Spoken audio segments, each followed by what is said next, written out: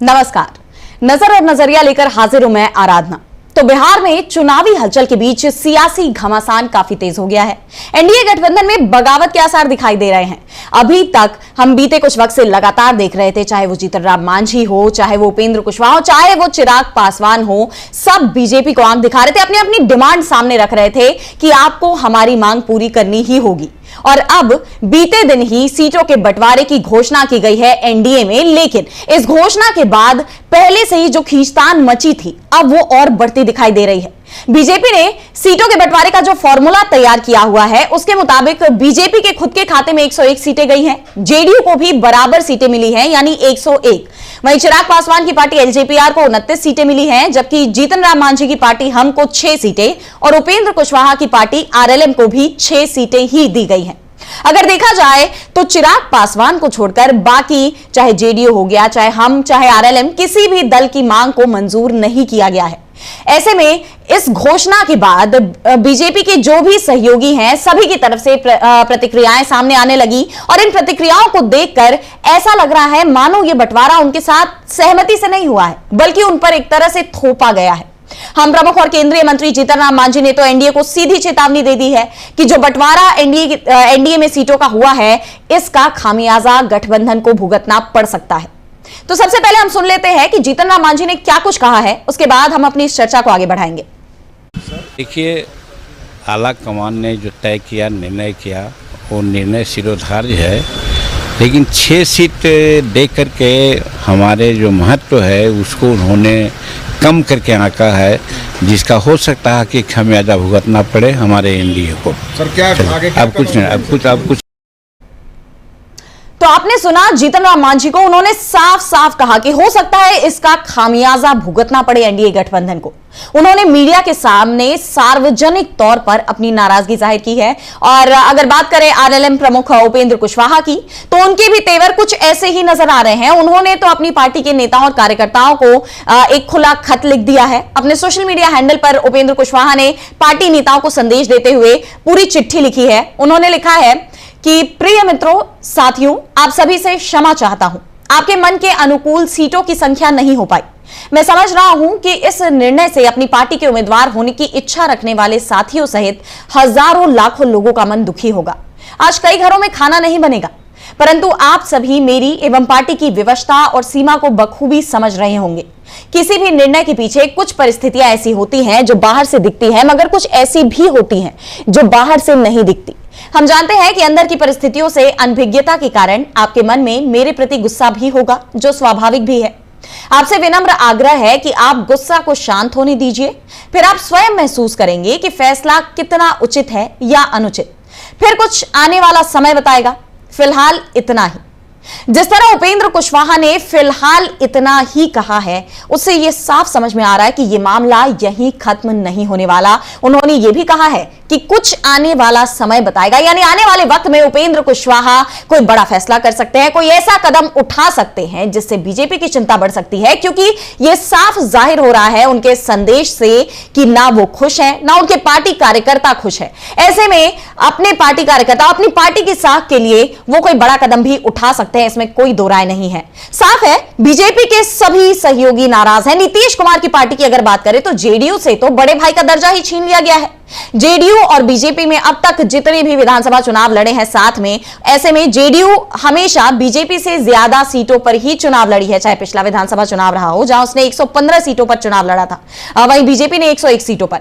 और अगर बात करें इसके अलावा बीते कुछ चुनावों की भी, तो हर जगह जेडीयू का पलड़ा बीजेपी से भारी रहा है बिहार में सीटों के मामले में। लेकिन इस बार बीजेपी ने बराबरी की हिस्सेदारी देकर जेडीयू को भी नाराज करने का ही काम किया है। और इसे लेकर आरजेडी के जो सांसद हैं मनोज कुमार झा, उन्होंने तो यहां तक कह दिया है कि इस बार का जो बंटवारा है इसे मैं 142 और 101 देख रहा हूं, ना कि 101 और 101। बीजेपी को 142 और जेडीयू को 101। नीतीश कुमार कई सालों से भाजपा को कहते हैं कि हम बड़े भाई हैं। बड़े भाई की पूरी भूमिका बड़े सलीके से नेस्तनाबूद कर दी गई उन्हीं के लोगों के द्वारा। तो आइए सुन लेते हैं मनोज झा को, फिर आगे हम इस चर्चा को बढ़ाते हैं। 101, 29, 6 और 6। ये आपके देखने का तरीका है। मैं 142 और 101 देख रहा हूं। इसको जरा डिकोड भी करिए। नहीं, डिकोड किया, स्पष्ट है। बीजेपी प्लस 142, सारे दलों से बीजेपी ने निगोशिएट किया और जदयू को 101 पर। इसको 101 मत कहिए, 141 कहिए। 142 बीजेपी प्लस, जिसमें चिराग साहब हैं, जिसमें कुशवाहा जी हैं, जिसमें मांझी जी हैं, और दूसरी तरफ 101 जिसमें नीतीश जी हैं, जो कई वर्षों से बीजेपी को कहते थे कि हम बड़े भाई हैं, और बड़े भाई की पूरी भूमिका नेस्तनाबूद कर दी गई बड़े सलीके से उन्हीं के लोगों के द्वारा। तो मैं इस नंबर को ऐसे देखता हूं।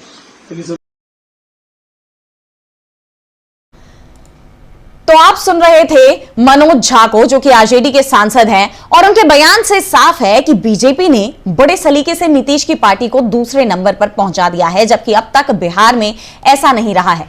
लेकिन अब साफ है कि बीजेपी से जेडीयू की भी नाराजगी बढ़ेगी, क्योंकि एक तरफ बीजेपी ने नीतीश की पार्टी को दूसरे नंबर पर तो पहुंचा दिया, वहीं जनता ने भी नीतीश कुमार को सीएम पद की पसंद के तौर पर तीसरे नंबर पर पहुंचा दिया है। तेजस्वी अब भी पहले नंबर पर बने हुए हैं, यानी नीतीश को तो हर तरफ से झटकों पर झटके लगते जा रहे हैं। ऐसे में वो भी कोई बड़ा फैसला कर सकते हैं इस चुनावी दौर में।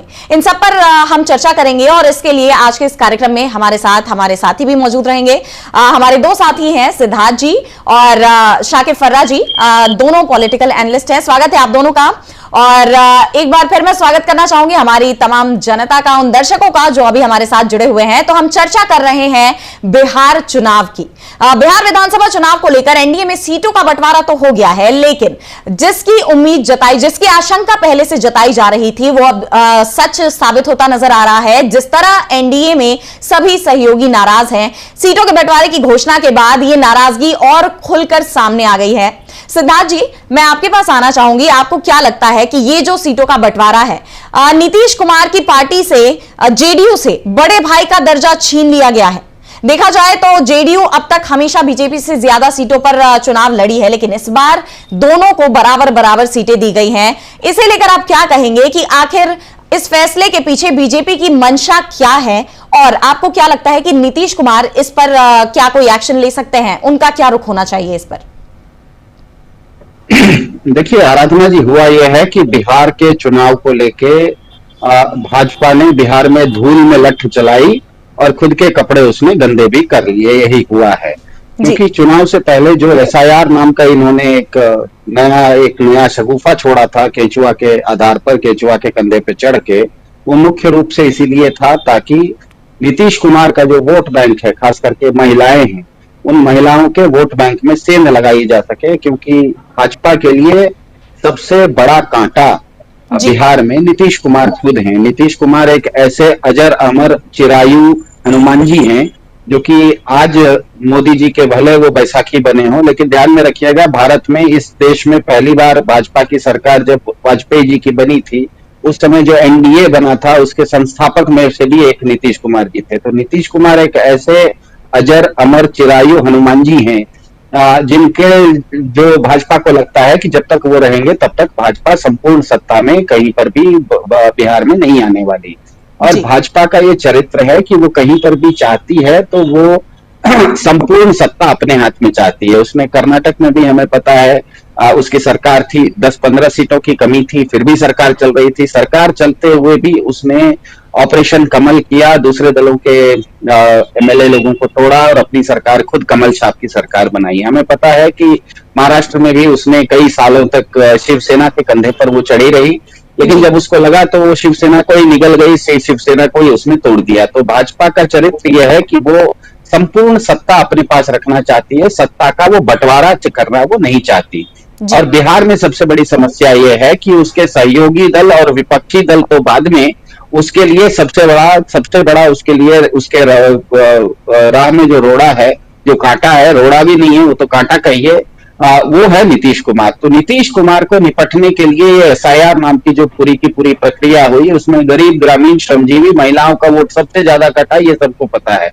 जबकि बिहार में आप किसी भी गांव में जाइए, बिहार के किसी भी ग्रामीण प्रदेश में जाइए तो सीधा उल्टा दिखेगा आपको। बिहार में आपको गांव जो है वो युवक विहीन दिखेंगे। वहां पर केवल बच्चे दिखते हैं, महिलाएं दिखते हैं और बुजुर्ग दिखते हैं। जितने भी बिहार भर के नौजवान हैं वो बिहार छोड़ के जा चुके हैं, वो बिहार से के बाहर काम करते हैं। कोई पंजाब में काम करता है, कोई दिल्ली में काम करता है, कोई दक्षिण भारत के तिरुपपुर तक में जाके काम करता है। और इसका उदाहरण या इसका प्रमाण हमें दिखता है जिस समय छठ होता है तो किस तरह की भीड़ भारत भर से बिहार में वापस आती है कि यहाँ तक कि नई दिल्ली रेलवे स्टेशन के प्लेटफॉर्म पर भगदड़ भी मच जाती है। हम लोगों ने ये बार बार देखा हुआ है।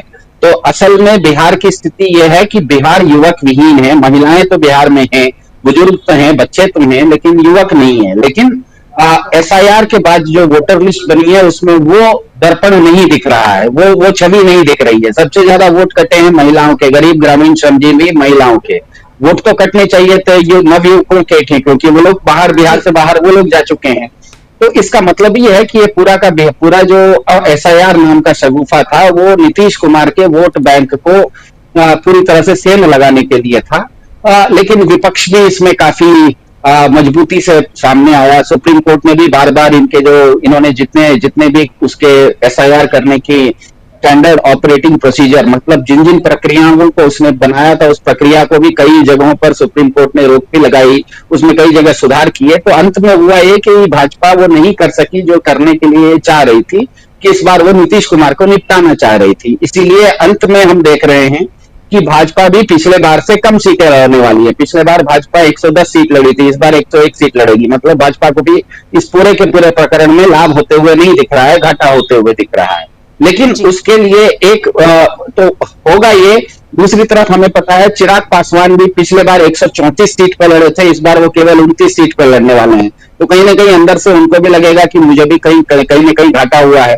तीसरा जो उपेंद्र कुशवाहा जी हैं और जो जीतन राम मांझी जी हैं, जिनके बारे में अभी आपने इस कार्यक्रम में बता दिया कि वो दोनों भी नाखुश हैं, क्योंकि जीतन राम मांझी जी पिछले बार 7 सीटों पे लड़े थे, 4 जीते थे। इस बार तो आपने उनको 6 ही सीट दिए, मतलब उनको भी घाटा हो गया है। तो आने वाले समय में बिहार का चुनाव होते होते मुझे ये लग रहा है कि जहां पर भी भाजपा का कैंडिडेट नहीं है वहां पर भाजपा के कार्यकर्ता, जदयू हो या दूसरे उनके सहयोगी दल हो, उनके लिए काम कम करते हुए दिखेंगे। क्योंकि पहले से उनकी दो मंशा ये है कि बिहार में सारे सहयोगी दलों को निपटा देना है। तो भाजपा जहां जहां 101 सीट के अलावा जो बाकी सीटों पर लड़ने वाली है, मान लीजिए 140 जिसको 142 सीट बता रहे थे मनोज झा जी, तो उन 142 सीटों पर भाजपा के कार्यकर्ता थोड़ा सा कम काम करते हुए दिखेंगे, क्योंकि ऐसे भी उनको सहयोगी दलों को निपटाना था। भाजपा अपनी सीटों पर तो बहुत मजबूती से लड़ेगी, लेकिन दूसरी तरफ होगा ये कि भाजपा के जो सहयोगी दल हैं उनका भी अपना अपना वोट बैंक होता है। चाहे वो चिराग पासवान हो, चाहे जीतन राम मांझी हो, चाहे उपेंद्र कुशवाहा हो, हर कॉन्स्टिट्यूएंसी में, हर चुनाव क्षेत्र में उनके, भले वहां पर उनका कैंडिडेट नहीं होगा लेकिन उनके समाज के लोग होंगे। वो लोग भी इतना नाराज होंगे कि वो भाजपा को समर्थन करने के बदले पीठ पीछे, हो सकता है महागठबंधन को या इंडिया गठबंधन को पीठ पीछे समर्थन करते हुए दिखें। मेरे ख्याल से ये इंडिया गठबंधन या महागठबंधन ने अपने सीटों की क्या कहते हैं, अपना उनका जो सीटों का बंटवारा है उसको अभी तक देरी इसीलिए की है तो क्योंकि वो देखना चाह रहे हैं कि किस सीट पर कौन, बीजेपी की तरफ से किस सीट पर कौन 101 सीट पर बीजेपी लड़ने वाली है, उसके अलावा 142 सीट पर कहां जेडीयू और कहां पर चिराग पासवान लड़ने वाले हैं, ताकि महागठबंधन की ओर से, इंडिया गठबंधन की ओर से इस चुनाव में ढंग का कैंडिडेट सीट दर सीट दिया जाए। क्योंकि बिहार के बारे में होता यह है कि जब हम मीडिया में बातचीत करते हैं तो अक्सर हम बातचीत करते समय केवल 2 ही गठबंधन की बात करते हैं। एक तरफ बिहार में बीजेपी का एनडीए गठबंधन है और दूसरी तरफ महागठबंधन या इंडिया गठबंधन है। लेकिन आप अगर वोट शेयर देखिए तो बिहार में हमेशा 30% वोट शेयर के आसपास, करीब 30%, 1-2% ज्यादा कम हो सकता है, लेकिन करीब 30% वोट शेयर न तो महागठबंधन को जाता है और न ही एनडीए को जाता है, ये अन्य छोटे दलों को जाता है। जैसे ओवैसी साहब को कई बार चला जाता है। इस बार तो पिच पर खेलने के लिए प्रशांत किशोर भी नए आए हुए हैं, आम आदमी पार्टी भी लड़ने वाली है, निर्दलीय भी बहुत सारे लड़ते हैं। तो बिहार एक ऐसा क्षेत्र है, चुनाव क्षेत्र है जहां पर कि कोई एक तरह से वोटिंग नहीं होती। करीब 30% वोट ऐसे होते हैं जो कि न तो महागठबंधन को जाते हैं न तो एनडीए को जाते हैं। तो दोनों की ओर से ये कोशिश रहेगी कि वो जो 30% वोट है उसमें से ज्यादा वोट उनके हिस्से में गिरे। इसीलिए मेरे ख्याल से महागठबंधन इंतजार कर रहा था कि पहले बीजेपी के अंदर खाने की बात पूरा का पूरा ये जो अंदर गंदगी है ये एक बार सतह पर आएगी, तभी महागठबंधन को पता लगेगा कि किस क्षेत्र में किस उम्मीदवार को डालने से जीतने की संभावना बढ़ती है। क्योंकि आने वाले समय में मुझे लग रहा है कि 142 सीटों पर जहां बीजेपी के सहयोगी दल लड़ रहे हैं, वो सहयोगी दल अपने सीटों के अलावा जहां पर बीजेपी लड़ रही है 101 सीटों पर, वहां पर वो बीजेपी को जीतता हुआ देखना नहीं चाहते। क्योंकि बीजेपी ने इस पूरे प्रकरण में, इस चुनाव सीट बंटवारे में जिस तरह से अपने सहयोगी दलों के साथ धोखा किया है, जिस तरह से उनके ऊपर बल प्रयोग किया है, जिस तरह से साम दाम दंड भेद करके उनके साथ धोखा हुआ, ऐसा उनको लग रहा है, तो वो नहीं चाहेंगे कि बीजेपी बहुत ज्यादा सीटें जीते। मेरे ख्याल से महागठबंधन को हर सीट के अनुसार अपना कैंडिडेट लगाने का समय आ गया है। मेरे ख्याल से शाकिब साहब इस चीज को अच्छे से समझा देंगे, क्योंकि वो बिहार के, हम मूलतः हम भी बिहार के हैं, लेकिन शाकिब साहब क्योंकि ग्राउंड पर है इस चीज को बेहतर समझा देंगे, ऐसा मेरा मानना। जी बिल्कुल, मैं शाकिब जी के पास भी आना चाहूंगी। जिस तरह अभी आपने सिद्धार्थ जी बताया कि बीजेपी की कोशिश है नीतीश कुमार की पार्टी को खत्म करने की, वो नीतीश कुमार का वोट बैंक खत्म करना चाहते हैं और इसीलिए बीजेपी ने इस तरह सीटों के बंटवारे का फॉर्मूला तय किया है। आपको क्या लगता है फराज शाकिब जी कि क्या यही वजह है? अगर देखा जाए तो नीतीश कुमार की पार्टी जेडीयू केंद्र में भी बीजेपी की सहयोगी है और इस पूरे सीटों का बंटवारे का जो ये फॉर्मूला है उसमें अगर थोड़ी भी मांग किसी की मानी गई है तो वो केवल चिराग पासवान है। चिराग पासवान जो कि 25 मनपसंद सीटों की डिमांड पर अड़े थे और उन्हें लगभग 29 सीट अभी ऑफर की गई हैं। तो ऐसा माना जा रहा है कि चिराग पासवान की मांग तो लगभग फुलफिल की गई है और अभी तक उनकी तरफ से कोई ऐसी प्रतिक्रिया भी नहीं आई है जिससे ये साफ है कि फिलहाल तो उनकी कोई नाराजगी नहीं दिख रही है।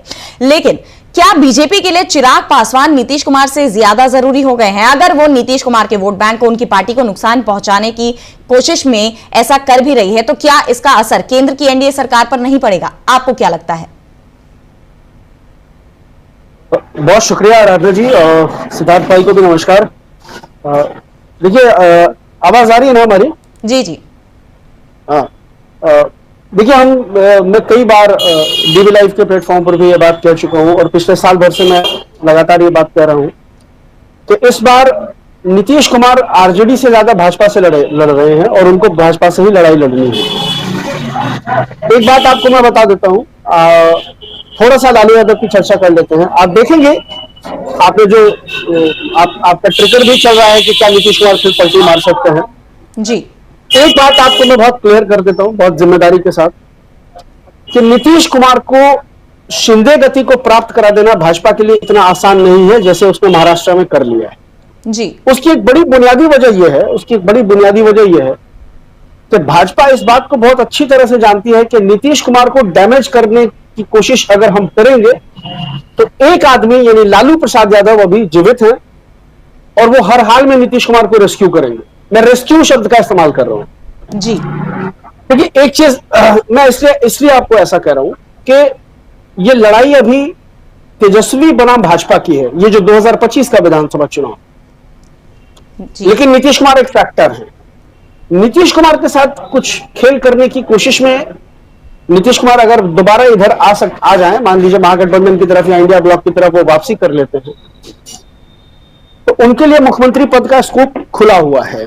और ऐसा मैं इसलिए कह रहा हूं कि आपने देखा होगा कि लालू यादव से जब भी इस बीच किसी पत्रकार ने पूछा है कि भाजपा की सरकार बन जाएगी और भाजपा कह रहे हैं कि अपना मुख्यमंत्री हम बना लेंगे जी, तो लालू जी एक बात कहते हैं, लालू जी कहते हैं कि ऐसे कैसे भाजपा अपना मुख्यमंत्री बना लेगी, हम लोग नहीं है क्या? वो जो हम लोग होता है ना, उस हम लोग में मतलब नीतीश प्लस लालू होता है। देखिए, लालू जी इस बात को अच्छी तरह जानते हैं कि तेजस्वी के पास अभी लंबा समय है। तेजस्वी 2025 में मुख्यमंत्री नहीं बनेंगे, 2030 में बनेंगे, लेकिन नीतीश को अगर उनको 2025 में मुख्यमंत्री बनाना भी पड़ा तो ये शायद नीतीश जी का अंतिम वो होगा, उसके बाद वो खुद ही अलग हो जाएंगे। मेरे ख्याल से 2030 के चुनाव में नीतीश जी नहीं होंगे। मतलब मैं उनकी लंबी आयु की कामना करता हूं, मैं उनके राजनीतिक रूप से सक्रिय नहीं होने की बात कर रहा हूं, इसको अदरवाइज ना लिया जाए। मैं दुआ करता हूं उनको लंबी उम्र मिले, लेकिन राजनीतिक रूप से अभी जितने वो सक्रिय हैं अगले चुनाव में, ये अंतिम चुनाव है उनका, ये तमाम लोग मानते हैं। उस स्थिति में अगर लालू जी उनको मुख्यमंत्री बना भी देते हैं, तेजस्वी को 5 साल और वेट करना भी पड़ता है तो कोई बड़ी बात है। लेकिन एक बार अगर बीजेपी अपना सीएम बना लेती है तो फिर तेजस्वी को 20-25 साल वेट करना पड़ जाएगा।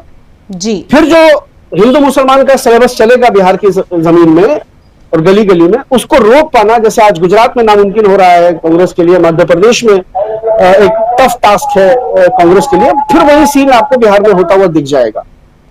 ये तमाम बातें इसलिए कर रहा हूं। और अभी आपने जो सीट शेयरिंग की बात की, आप देखिए कि सीट शेयरिंग आमतौर पर चुनावों में क्या होता है, मतलब ये शायद पहला चुनाव मैं देख रहा हूं जहां सीट शेयरिंग का ऐलान हो गया है, लेकिन अभी तक गठबंधन की तरफ से औपचारिक रूप से पीसी करके इसका ऐलान नहीं किया गया है।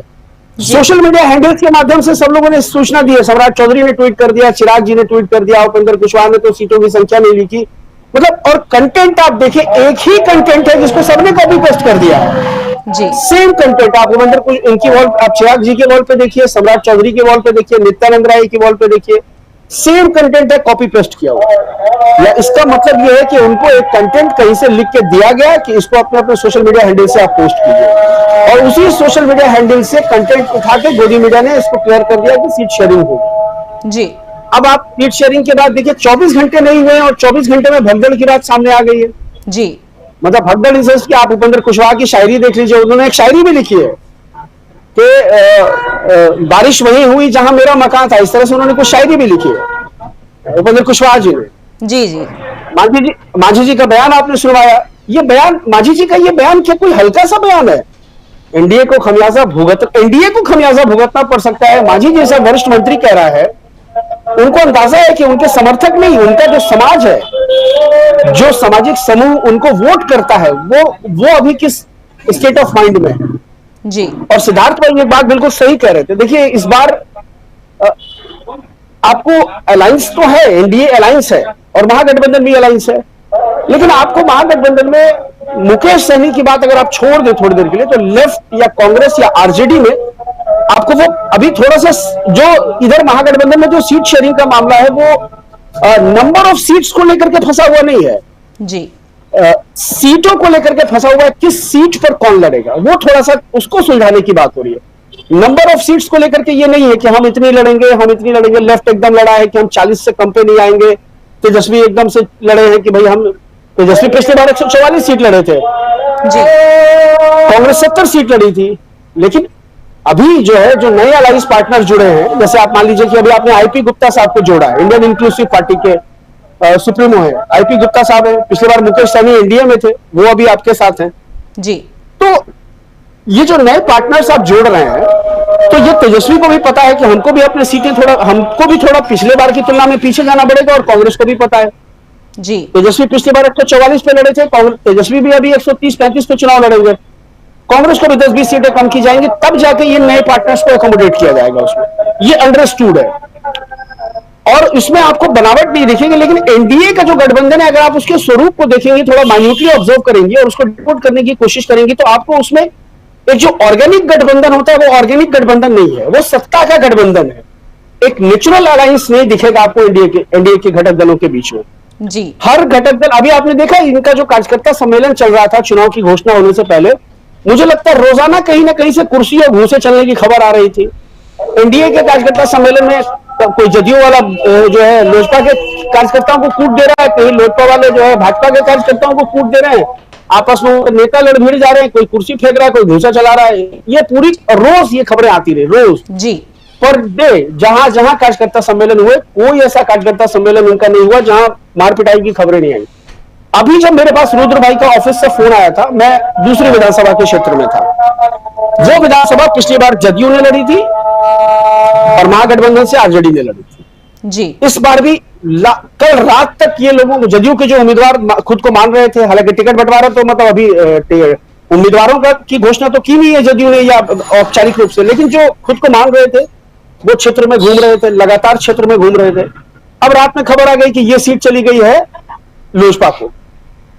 अभी मैं 6 घंटे रहा हूं उस विधानसभा में, इस 6 घंटे में मैं कम से कम 20 लोगों से मिला हूं चाय की दुकानों पे जाकर के, और जानबूझ करके गया चाय पीने के बहाने, कहीं चाय पीने के बहाने चला गया, कहीं कुछ करने के बहाने चला गया, क्योंकि चाय की गुमटियों पर जो चर्चा होती है ना, वो बड़ी मतलब एकदम नेचुरल होती है। वो अंदर लोग अपने दिल की बात करते हैं वहां पे।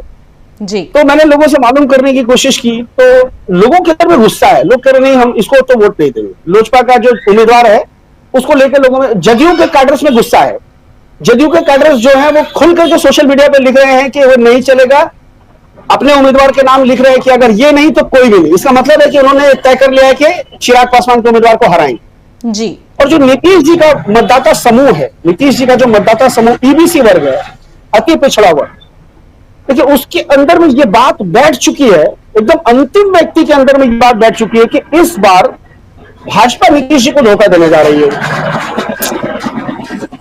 भाजपा नीतीश जी को मुख्यमंत्री नहीं बनाएगी और भाजपा के ऊपर उनको भरोसा नहीं है। उनको लगता है कि भाजपा के मुख्यमंत्री बनने का मतलब हो सकता है गिरिराज सिंह मुख्यमंत्री बन जाए, हो सकता है कि विजय सिन्हा को मुख्यमंत्री बना दिया जाए, मतलब सवर्ण मुख्यमंत्री कोई बना दिया जाए। जी। उनको पिछड़े के बदले पिछड़ा ही चाहिए। पिछड़ा मतलब नीतीश या तो फिर तेजस्वी। तो बहुत मुमकिन है कि जो नीतीश जी का बेस वोटर है वो जदयू की सीटों पर तो एकदम आक्रामक तरीके से जदयू को वोट करेगा, लेकिन जहां भाजपा का उम्मीदवार होगा, जहां खास की चिराग पासवान का उम्मीदवार होगा, क्योंकि चिराग पासवान से वो पिछली बार भी लोकसभा चुनाव में भी आहत रहा है, उसको ये अंदाजा है और उसको इस बात यकीन है कि उसके नेता को कट टू साइज करने में, यानी जो पार्टी 110 सीटों पर चुनाव लड़ रही थी उसको 43 सीटों पर लाने में चिराग पासवान की क्या भूमिका है। पिछला चुनाव चिराग पासवान अकेले लड़े, किसके कहने पर लड़े, चिराग पासवान के उम्मीदवार कौन थे, उनका क्या पॉलिटिकल एसोसिएशन था जिनको चिराग पासवान ने चुनाव लड़वाया, ये तमाम बातें जो नीतीश जी का मतदाता समूह है उसके बीच में एकदम ओपन है, क्रिस्टल क्लियर है। जी। तो उसको लगता है कि नहीं, इसने मेरे नेता को छोटा करने की कोशिश की है, हम तो इसको बढ़ने नहीं देंगे। और अभी उसने, आप देख लीजिए कि 29 सीटें चिराग जी को मिल गई है। जी। 29 सीटें, और इनको मांझी जी को 6 सीट। मांझी जी तो यहाँ दे दो 15 ग्राम ही वाली कविता लिख रहे थे, है ना, वो न्याय अगर तो आधा दो, नहीं तो अगर उसमें भी कोई बाधा तो दे दो केवल 15 ग्राम, मतलब 15 सीट। जी।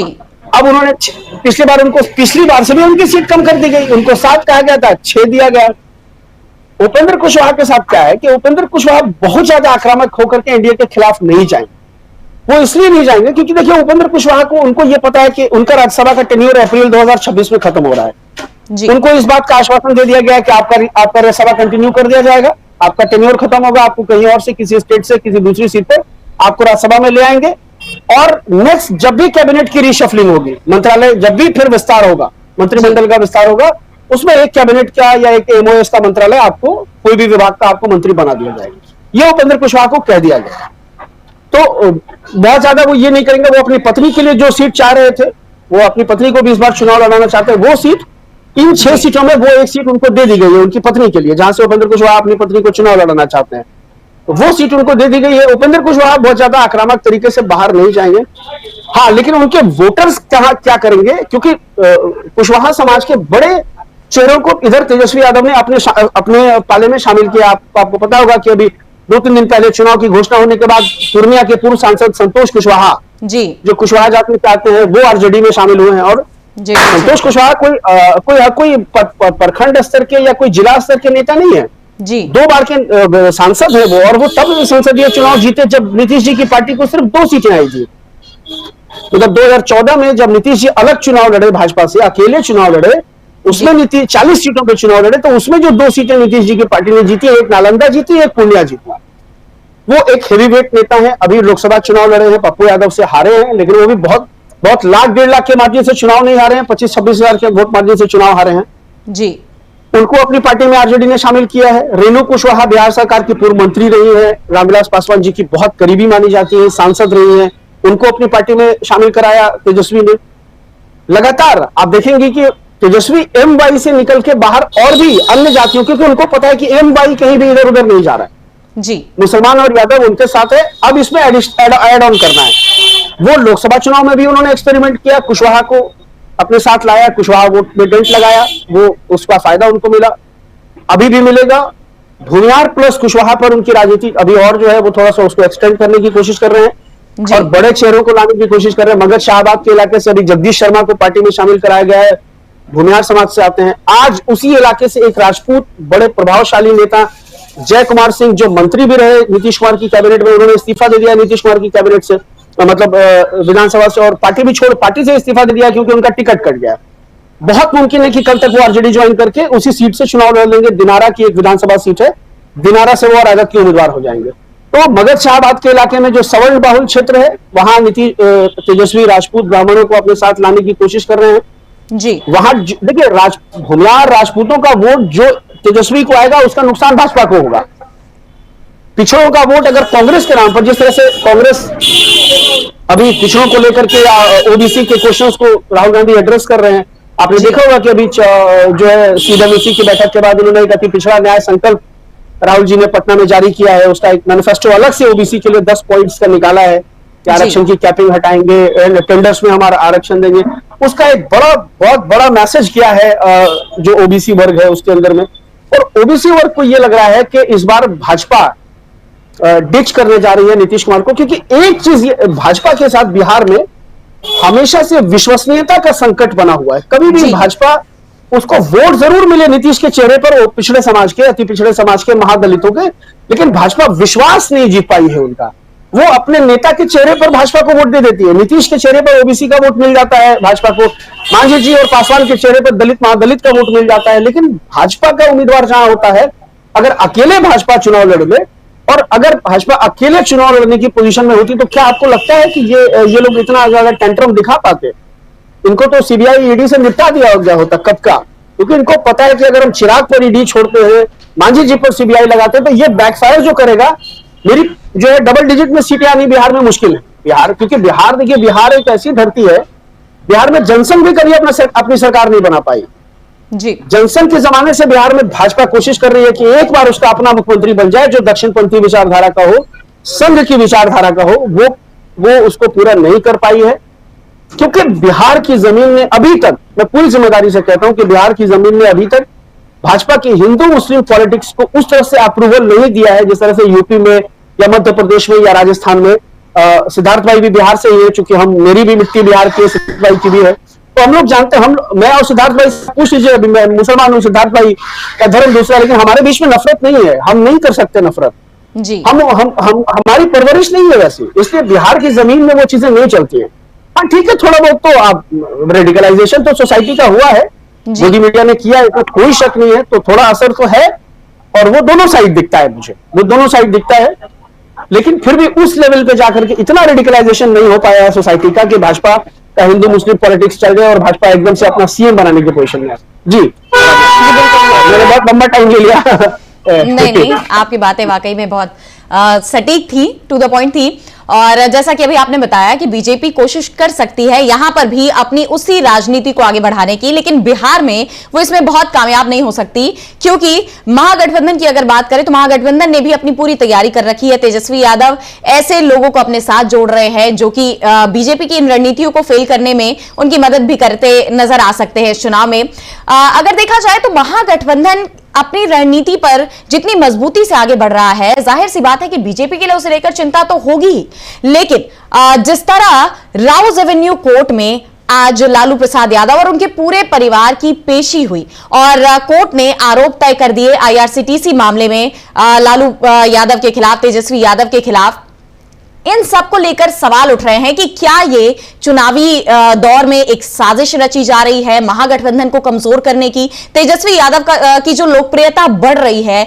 उसे रोकने की कोशिश के तहत ये काम किया जा रहा है, या फिर आखिरकार इसी वक्त पर यह मामला क्यों निकलकर सामने आया, जबकि मामला आज का नहीं है, मामला बेहद ही पुराना है, जब लालू यादव रेल मंत्री थे उस दौर की बात है। और सबसे बड़ी बात कि अभी मौजूदा वक्त में, जैसा कि अभी आप थोड़ी देर पहले कह रहे थे कि अगर नीतीश कुमार पलटी मार सकते हैं, यह बात इसलिए भी पॉसिबल है क्योंकि लालू यादव खड़े हैं उनके साथ। लालू यादव कहते हैं कि हम बीजेपी को अपना सीएम नहीं बनाने देंगे, वहां हम से उनका मतलब नीतीश को जोड़कर है, जैसा कि अभी आप कह रहे थे। तो ऐसे में क्या जो आज पेशी हुई राउज एवेन्यू कोर्ट में और जो आरोप तय कर दिए गए, जो टाइमिंग है पुलिस की फिलहाल कार्रवाई की तेजस्वी और लालू के खिलाफ, क्या यह साजिशन है, जैसा कि आरोप तेजस्वी यादव खुद लगा रहे हैं। उन्होंने तो ट्वीट कर बाकायदे लिखा है कि अमित शाह ने अभी पिछले महीने ही बिहार आकर यह धमकी दी है कि हम तेजस्वी को चुनाव कभी नहीं जीतने, चुनाव के लायक छोड़ेंगे ही नहीं। इस तरह की जो धमकी दी गई है अमित शाह के तरफ से, ये वही है, उसी के तहत कार्रवाई की गई है। सिद्धार्थ जी, पहले मैं आपसे जानना चाहूंगी, आपको क्या लगता है इस मसले पर कि क्या हो सकती है इसके पीछे की वजह? स्पष्ट वजह यह है कि जिस तरीके से वोट अधिकार यात्रा चली थी और वोट अधिकार यात्रा में तेजस्वी यादव घर घर गए थे, करीब 1300 या 1700 किलोमीटर की वो जो यात्रा थी, तो जब भी एक यात्रा होती है, एक पॉलिटिकल रैली और एक यात्रा में एक अंतर यह होता है कि आप जब पॉलिटिकल रैली करते हैं तो नेता एक जगह रहता है और जनता जो है अपने घर से निकलती है और किसी दूसरे शहर में, अपने शहर के किसी ग्राउंड में जाती है नेता को देखने के लिए। लेकिन जब आप यात्रा करते हैं तो आप जनता को उनके घर पर जाके, उनके घर के दरवाजे पर आप खुद मिलते हैं। दोनों में बहुत अंतर होता है।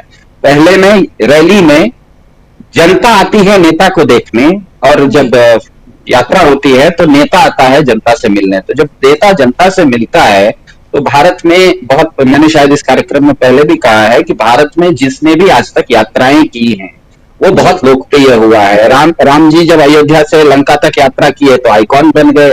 बुद्ध और महावीर बिहार में यात्रा की, आज जिसका नाम बिहार है वो इसीलिए है क्योंकि बुद्ध और महावीर वहां विहार करते थे, तो यात्रा करते थे, तो लोकप्रिय हो गए। आदि शंकराचार्य केरल में पैदा हुए थे, पूरी भारत में यात्रा किए तो जगत गुरु कहला लिए। गांधी जी साउथ अफ्रीका से आए, उससे पहले भी तो भारत में, ऐसा तो नहीं है कि गांधी जी के आने के बाद भारत में स्वतंत्रता संग्राम शुरू हुआ। तो गांधी जी पैदा हुए उससे पहले से 10-12 साल पहले से ही मंगल पांडे के समय से सिपाही बलवा हो चुका था। लेकिन गांधी जी आए, उसके बाद जो उन्होंने भ्रमण किया, यात्रा की, उसके बाद वो एक आइकॉन बन गए। उसी तरह से आचार्य विनोबा भावे भूदान मूवमेंट में भूदान की यात्रा उन्होंने की, वो आइकॉन बन गए। चंद्रशेखर जी भारत में, उन्होंने भारत की यात्रा की तो भारत के प्रधानमंत्री बन गए। एल.के. आडवाणी जी ने यात्रा शुरू की, उन्होंने सोमनाथ से मुजफ्फरपुर तक की यात्रा की तो बीजेपी सरकार में आ गई। इसी तरह से राहुल गांधी पिछले बार लोकसभा चुनाव से पहले उन्होंने यात्रा की, 45 सीट से 49 सीट पर आ गए। तो जिस तरीके से तेजस्वी यादव ने यात्रा की है, तो भाजपा के अंदर एक डर है कि ये व्यक्ति अगर यात्रा कर लिया है तो बहुत पॉपुलर हो गया है। इसको साजिश से ज्यादा ये परेशान करने की बात है। जैसे ही आपकी कोर्ट वगैरह की पेशी होती है तो आपको सब काम छोड़ के कम से कम एक दिन के लिए आपको सब काम छोड़ना पड़ता है और आपको वहां पर जाके कोर्ट में पेशी होनी पड़ती है। और चुनाव होने में मान लीजिए 30 ही दिन बाकी है, एक घंटा यहाँ पर महत्वपूर्ण होता है, क्योंकि रात में 9 बजे से लेके सुबह में 6 बजे तक तो आप चुनाव प्रचार नहीं कर सकते। तो आपको जो 12-14 घंटे रहते हैं चुनाव प्रचार, किसी भी चुनाव प्रचार होता है मतलब 14-15 घंटे का चुनाव प्रचार होता है। 30 दिन में 15 घंटे मतलब 450 घंटे आपके पास, किसी भी राजनीतिक दल के पास, किसी भी उम्मीदवार के पास 450-500 घंटे हैं चुनाव लड़ने के लिए। उसमें अगर आपने किसी को 8 घंटे भी परेशान करके रख दिया, 12 घंटे भी परेशान करके रख दिया, एक दिन के लिए भी आपने कोर्ट में बुला लिया, तो उससे क्या होता है, आपका जो प्रचार होता है प्रचार में बाधा पड़ती है। तो मेरे ख्याल से भाजपा काफी परेशान है जिस तरीके से तेजस्वी यादव यात्रा कर चुके हैं। भाजपा को भी पता है, ये जो थ्योरी मैं बता रहा हूं, ऐसा नहीं है कि सिद्धार्थ को ये थ्योरी पता है, बीजेपी को भी तो ये थ्योरी पता होगी।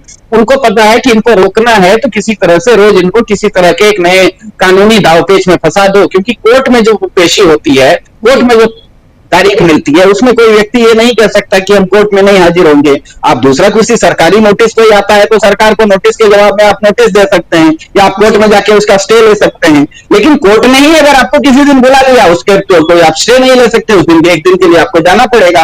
तो मेरे ख्याल से उन्होंने ये करने की कोशिश की है, क्योंकि भाजपा, जैसे जिस तरह से शाकिब साहब ने कहा कि बिहार में दिक्कत यह है कि बिहार में रेडिकलाइजेशन नहीं हुआ है। उन्होंने कहा रेडिकलाइजेशन नहीं हुआ, ध्रुवीकरण नहीं होता है, जहां पर सत्ता जो होती है, सत्ता क्षेत्रीय लोगों के पास में होती है, सत्ता लोगों के, स्थानीय लोगों के पास में होती है। विकेंद्रीकरण जहां होता है वहां पर रेडिकलाइजेशन होना बहुत मुश्किल होता है।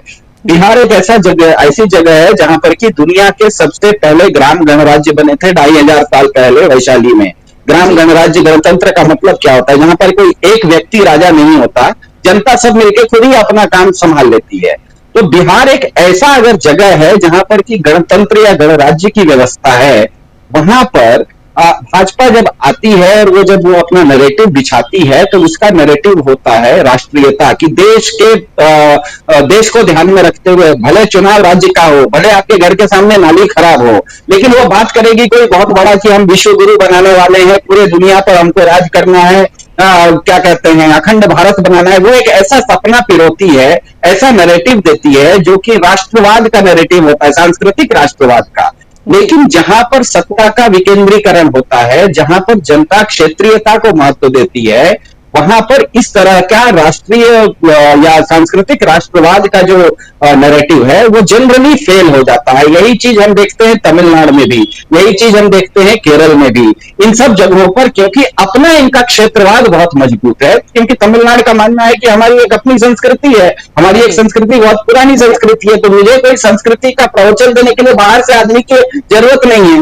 तो बिहार को भी अगर कोई आज आके 100 साल पुरानी संस्था ये कहे कि भारत की संस्कृति क्या है, तो एक बिहारी कहेगा कि तुम तो यार 100 साल की संस्था हो, हमारी तो 2500 साल की संस्कृति, हमको पता है कि वैशाली में ग्राम गणतंत्र था, आप तो 100 साल की बात कर रहे हो, हम तो 2500 साल के, हमारे अपने पुरखों का हमारे पास अपनी ही एक जब विरासत है, जब मेरी अपनी ही बहुत ही क्या कहते हैं रिच हेरिटेज जिसे कहते हैं, मेरी एक अपनी विरासत बहुत अमीर विरासत है, तो मैं दूसरे से उपदेश क्यों लूंगा कि विरासत क्या होती है, संस्कृति क्या होती है।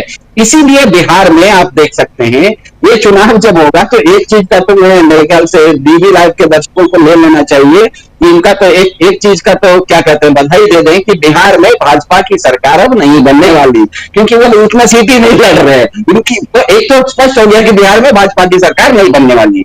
बिहार में जो भी सरकार बनेगी वो बिहार के स्थानीय दलों के नेतृत्व में बनेगी, वो चाहे नीतीश कुमार के नेतृत्व में बने, चाहे वो क्या कहते हैं तेजस्वी यादव के नेतृत्व में बनेगी। अब क्षेत्रीय दलों के कंट्रोल में वो सरकार रहेगी। अब भाजपा बिहार में भाजपा की सरकार नहीं बन सकती, क्योंकि वो अब इतना सीट नहीं लड़ रहे हैं। दूसरी बात, जिस तरह से शाकिब साहब ने कह दिया वो बिल्कुल सही है कि अब महागठबंधन के लोग इंतजार करेंगे कि भाजपा से और बाकी दलों से जो नाराज हैं वो जब टूटेंगे तो उनको अपने पक्ष में लिया जाएगा। और हमको पता है कि बिहार में स्थानीय जो नेता होते हैं, जैसे मुकामा में हमें पता है कि पार्टी कोई भी हो, आनंद सिंह हो, सूरजभान सिंह हो चाहे दो में से एक जीतता है, वो किसी भी दल से लड़े कोई फर्क नहीं पड़ता है, कभी वो इस दल से लड़ता है, कभी वो उस दल से लड़ता है। लेकिन वो क्षेत्रीय दल पर आप व्यक्तिगत तौर पर उनके बारे में आप 10 चीजें अच्छी या बुरी कह सकते हैं, लेकिन जब चुनाव होता है तो उन दोनों की लोकप्रियता इतनी मजबूत लोकप्रियता है